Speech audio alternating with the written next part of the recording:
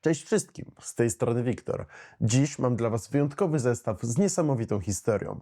Przed Wami Dornier do J. Val Amundsen N25. Zapraszam do oglądania. Kobi, buduj historię klocek po klocku. Dornier do J. Val to niemiecka łódź latająca z początku lat 20. XX wieku, opracowana przez przedsiębiorstwo Dornier. Model N25 był wyjątkowym hydroplanem przeznaczonym do latania w ekstremalnych warunkach Arktyki. Wyposażony w dwa silniki, Dornier do J. Val charakteryzował się niezwykłą wytrzymałością i zdolnością do operowania z wodnych lądowisk, co czyniło go idealnym samolotem do badań w rejonach polarnych, gdzie tradycyjne lotniska nie były dostępne. Jest tym bardziej wyjątkowy, bo wydany został na stulecie wyprawy polarnej Ronalda Amundsena. Roland Amundsen był norwesko-duńskim badaczem polarnym, pierwszym zdobywcą bieguna południowego. Ponadto Amundsen jest pierwszym zdobywcą bieguna północnego drogą powietrzną, co miało miejsce 100 lat temu, w 1925 roku. Przejdźmy jednak do samego modelu. Samolot nosi kod 1384 i wykonany został z 483 elementów. Jego wymiary, trzeba przyznać, że są całkiem imponujące, bowiem omawiany model ma aż 35,5 cm długości, 10 cm wysokości oraz 45 cm szerokości. Nie ma się co dziwić, spójrzcie na te ogromne skrzydła. Tak prezentuje się złożony Dornier do J. Val. Muszę przyznać, że wygląda naprawdę imponująco. Model nie jest wielki, ponieważ jest w skali 1:48. W rzeczywistości był to ogromny samolot, który naprawdę musiał budzić niesamowite wrażenie, zwłaszcza pośród śniegu i lodu.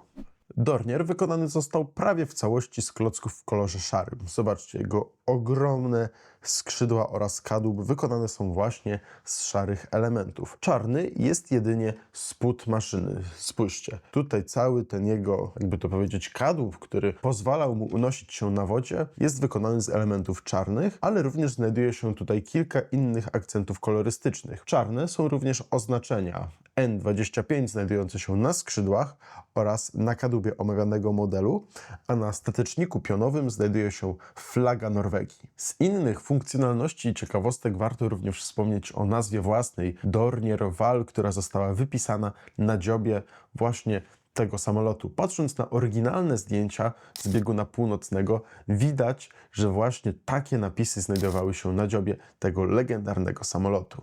Oprócz tego omawiany samolot ma ruchome stateczniki poziome, dzięki czemu można tym samolotem sterować i wygląda on równie dobrze podczas zabawy, bo pamiętajmy, że jest to nie tylko model, który doskonale będzie prezentował się na półce w Waszych kolekcjach, ale równie dobrze można poprzez zabawę uczyć tym modelem dzieci i młodzież, jak budowano historię polarnictwa i zdobywania właśnie biegunów południowych oraz północnych. Po środku skrzydeł, nad naszym kadłubem, gdzie znajduje się pilot, silniki posiadają dwa śmigła i są to czterołopotowe śmigła, które kręcą się bardzo dobrze, tak więc samolot naprawdę, kiedy zakręcimy nimi, wygląda jakby leciał. Tak więc prezentuje się bardzo dobrze.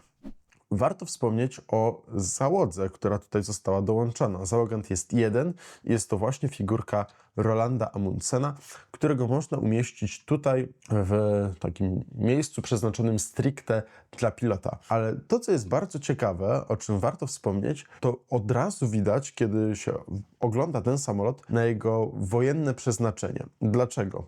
Bo tutaj, w tym miejscu, ewidentnie jest miejsce przeznaczone dla pilota. Jest nawet mała szybka, która ma chronić przed wiatrem.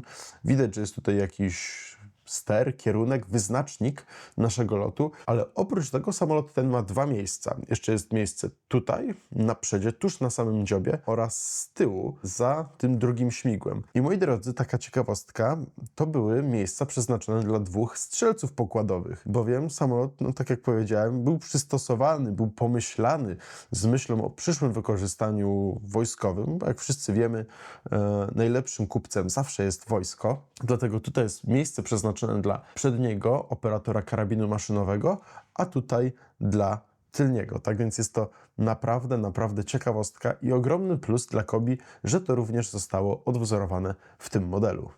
To już wszystko na dziś. Dajcie znać o swoich wrażeniach o tym arktycznym modelu w komentarzach pod tym filmem. Pamiętajcie o zasubskrybowaniu kanału, włączeniu dzwoneczka oraz zostawienia łapki w górę, jeżeli materiał Wam się podobał. Zapraszam też do śledzenia naszych mediów społecznościowych w serwisie Facebook, Instagram oraz TikTok, gdzie na bieżąco publikowane są nowości oraz inne ważne informacje. Czekam na Wasze opinie oraz komentarze, które są dla nas bardzo ważne. Do zobaczenia w następnej recenzji i pamiętaj, buduj historię, klocek po klocku.